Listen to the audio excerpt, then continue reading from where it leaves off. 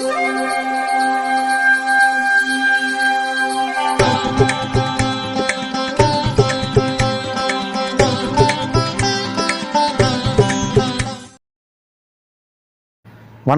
வசந்த காலம் YouTube channel வாயிலாக ஜோதிடர் சண்முகப்பிரியன், சென்னை அடையாறிலிருந்து.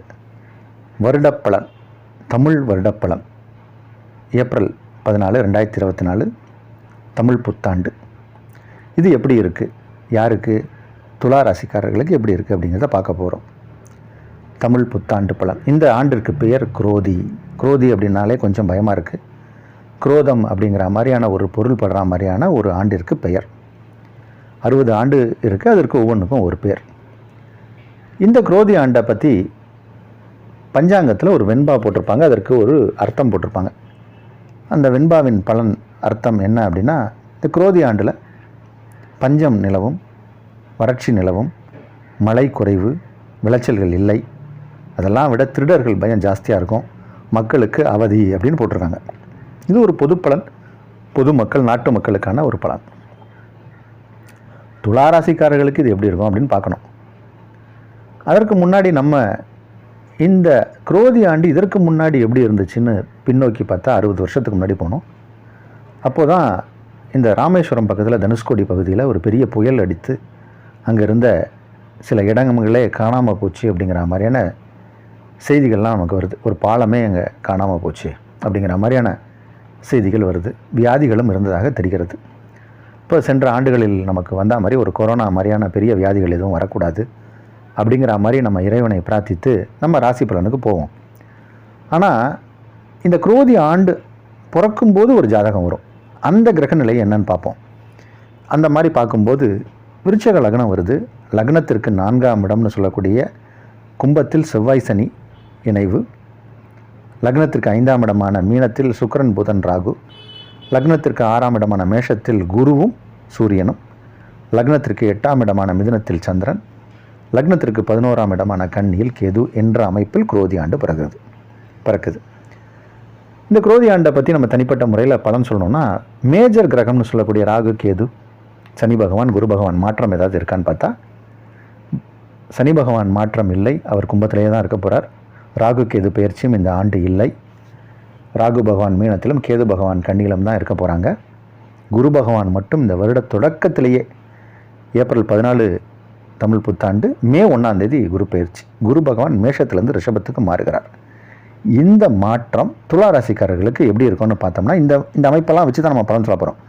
குரு பகவான் 8இல் சஞ்சரிப்பது இது அவ்வளோ விசேஷமான பலன் கிடையாது. பொதுவாக குரு 8க்கு வரக்கூடாது. ஆனால் உங்களுக்கு குரு நன்மை செய்யாத ஒரு கிரகம் தான்.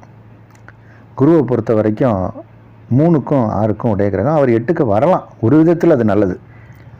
ஆனால் 8ஆம் இடத்துல குரு இருக்கும்போது அது என்ன மாதிரியான பாதிப்பெல்லாம் செய்யும் அப்படிங்கிறத நம்ம உணராமல் இருக்க முடியாது. குரு 8இல் இருக்கும்போது உடல் நலம் கொஞ்சம் பாதிக்கும், தேவையற்ற அலைச்சல்கள்லாம் உண்டாகும், பண விரயம் ஏற்படும், கொஞ்சம் வருமானமும் நிலையற்று தான் இருக்கும், தொழில் கொஞ்சம் மந்தமான சூழ்நிலையில் இருக்கும். தொழிலுக்காக நம்ம நிறைய முயற்சி செய்யணும், போராடணும். அதற்கப்புறம் தான் தொழிலில் ஒரு வெற்றியை அடையக்கூடிய சூழ்நிலை இருக்கும்.